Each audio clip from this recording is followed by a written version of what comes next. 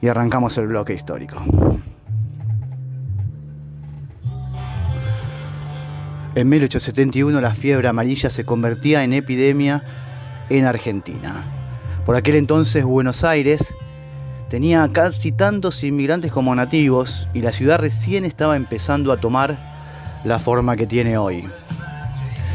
La cantidad de habitantes apenas llegaba a los 190.000 y se estima que el saldo final de muertes que dejó la epidemia fue de 14.000 en solo 6 meses.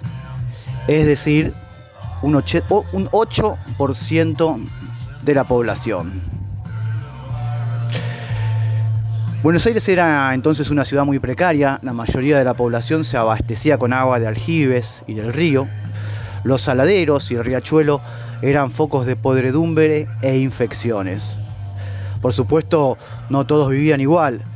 Los inmigrantes y los sectores más pobres vivían hacinados en viviendas precarias y las clases altas en sus enormes mansiones. La epidemia empezó en enero. Se cree que la enfermedad llegó a las costas de la ciudad traída por los combatientes que llegaban de luchar en la guerra de la Triple Alianza contra Paraguay. Otros dicen que la trajeron los navegantes y los barcos que comerciaban. Lo seguro es que ese tránsito por el puerto favorecía el desplazamiento del agente vector, que algunos años más tarde, después de la terrible epidemia, se descubrió que era un mosquito, el conocido Aedes aegypti. En aquellos tiempos, sin conocer el factor de contagio, en contexto de pocos centros de asistencia de salud y pocos profesionales, solo se apuntó a aliviar los síntomas, aislar a los contagiados, suspender actividades administrativas, educativas y actividades culturales sociales. Los primeros casos se detectaron en el barrio de San Telmo. Sus síntomas manifestaban fiebre, escalofrío, pérdida de apetito, náusea, dolores musculares, migraña, dolor abdominal hepático que causa ictericia, piel amarillenta y poco después la muerte. Rápidamente la peste se esparció por toda la zona sur de la ciudad, atemorizando a los pobladores. Es importante aclarar que la ciudad recién se estaba armando y que la zona habitada estaba concentrada sobre todo en los alrededores del puerto. La epidemia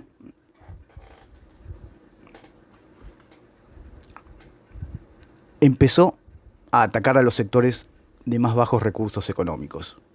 Inmigrantes europeos y pobres que vivían en los conventillos, especialmente los italianos, quienes fueron estigmatizados por eso durante mucho tiempo. Pero pronto se extendió llegando a los barrios donde vivían las clases más altas del país. En ese entonces el presidente era Sarmiento y la primera medida que tomó fue irse. Ante las críticas y el desprestigio que empezó a tener, tuvo que regresar, pero no recorrió ningún lugar de la ciudad, ni hizo acto de presencia ante ninguna de las comisiones que trabajaban para combatir la epidemia.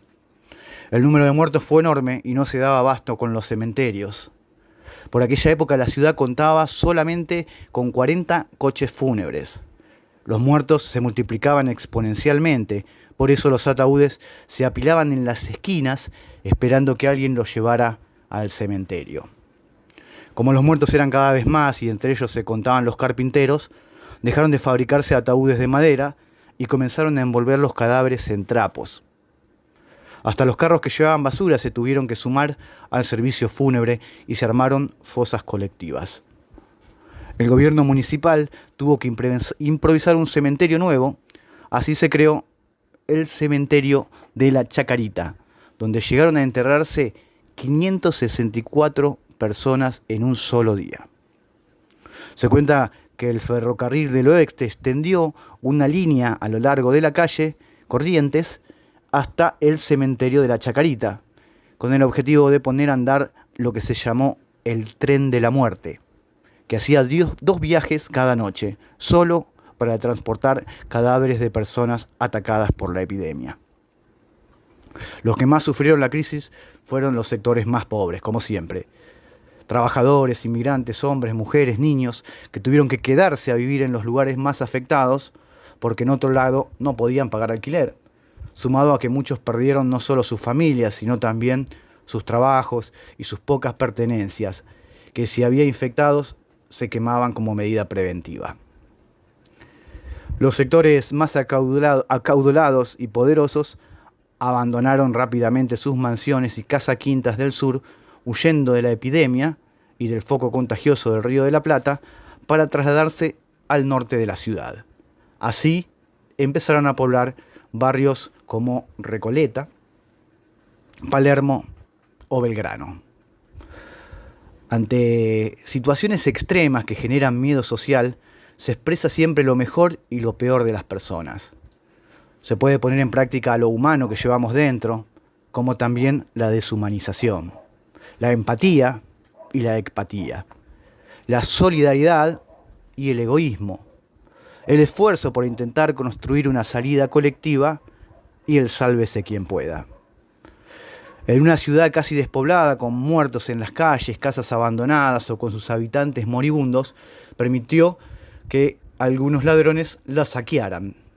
También aparecieron abogados y escribanos que confeccionaban testamentos y escrituras falsas para apropiarse de las viviendas. Pero hubo casos como el del acaudalado empresario filántropo José Ledesma, que no abandonó su lujosa mansión, que es hoy el edificio del Museo Histórico Nacional frente al Parque Lezama, y la convirtió en un lazareto, un edificio sanitario para la atención de algunos enfermos. Aunque la mayoría de los propietarios de aquellas casonas deshabitadas encontraría rápidamente un nuevo destino con notable rédito para sus dueños, que era convertirlos en casas de inquilinato. Esas grandes mansiones con muchísimas habitaciones y espacios fueron reformadas y transformadas en casas para que habiten los trabajadores inmigrantes, los conventillos, haciendo referencia a las muchas pequeñas habitaciones que como mínimas celdas de un convento formaban parte de cada mansión, transformadas en verdaderos palomares con habitaciones sin ventanas y un solo baño y una sola cocina para compartir entre cientos de personas. Viviendas insalubres, oscuras, sobrepobladas, húmedas, poco ventiladas, que no hacían más que transformar esos lugares en nuevos focos de infección y transmisión de enfermedades. Esto llevará después a la resistencia de los inquilinos, que en 1907 va a llevar a cabo la inédita huelga de inquilinos que ya hemos hablado en otro capítulo del Laberinto Bloque Histórico. Pero volviendo a aquellos tiempos, pasada la epidemia, la ciudad de Buenos Aires se transformó por completo.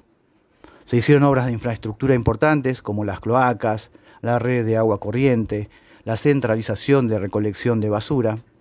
Se prohibieron los saladeros de carne en los márgenes del riachuelo, porque las aguas contaminadas era la principal causa de propagación rápida de enfermedades.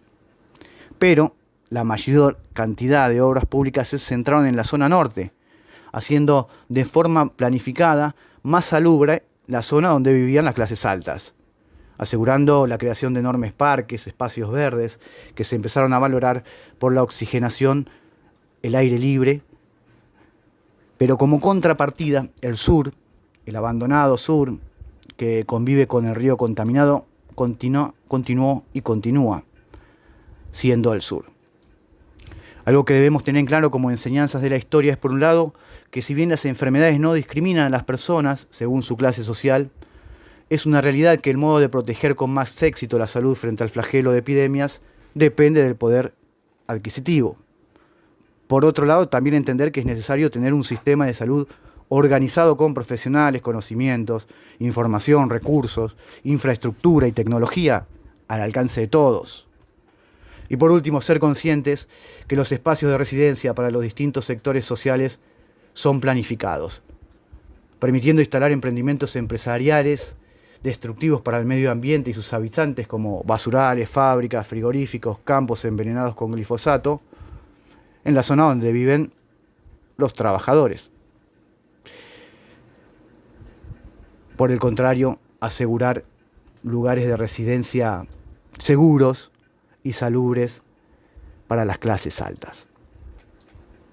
Para cerrar el bloque histórico vamos a escuchar un tema de la banda vasca Sociedad Alcohólica, tema que se llama Peces Mutantes, que alerta un poco sobre las consecuencias de la contaminación de ríos y mares, que aseguran beneficios enormes empresariales y condenan a las víctimas desprotegidas, aquellos que viven cerca de la ribera. Dice Sociedad Alcohólica, el río no es un vertedero.